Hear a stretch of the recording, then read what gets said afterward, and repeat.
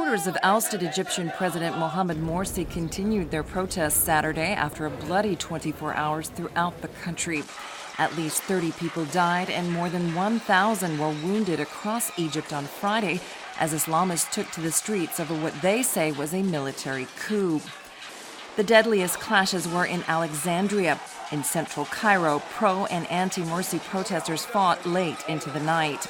The U.S. has stopped short of calling Morsi's ouster a coup, a term which would by U.S. law put an end to the $1.5 billion Washington sends to Egypt in annual aid. Bolivian President Evo Morales on Saturday joined two other Latin American leaders in offering asylum to former U.S. intelligence contractor Edward Snowden.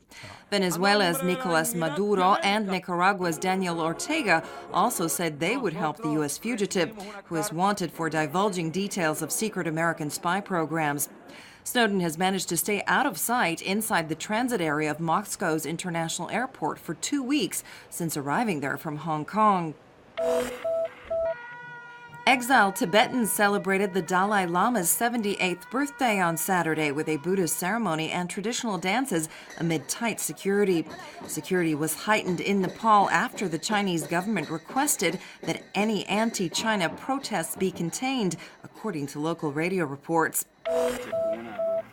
Croatian minesweepers and their employers have managed to reach a compromise in their labor dispute. They have been in negotiations at the Ministry of Labor. The minesweeper strike hasn't been called off, but the sides have agreed to mull over the proposal with their respective camps. If there is support on both sides, a deal will be signed on Monday. Sellers returned to their stalls today at farmers markets around the country. Market merchants closed shop for several days in protest over new regulations requiring them to introduce smart cash registers that are directly linked to the tax office. They claim the new tax rules are impossible to implement and want a 3-month stay of the regulations and direct talks with the government. The Picasso exhibition at the Klovićevi Dvori Gallery in Zagreb's Upper Town is set to close Sunday. But those who haven't had a chance to see the show yet can still do so today or tomorrow.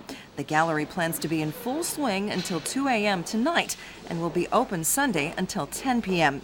This is the largest collection of Pablo Picasso's masterpieces ever shown in this part of Europe.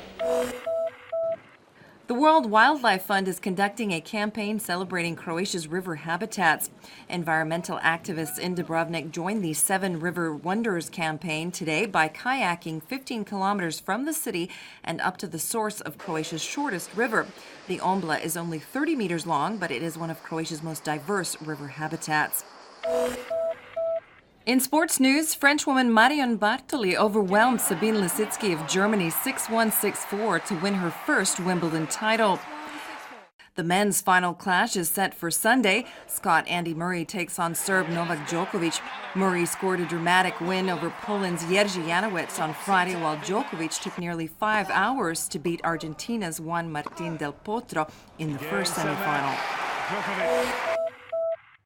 Sunday's forecast calls for variable clouds with scattered rain and thunder. Expect more sunshine on the coast with a small chance of rain here and there.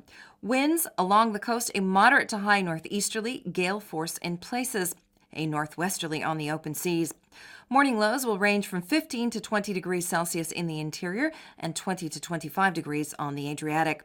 The day's highs will be between 23 and 28 degrees inland and between 28 and 33 degrees on the coast.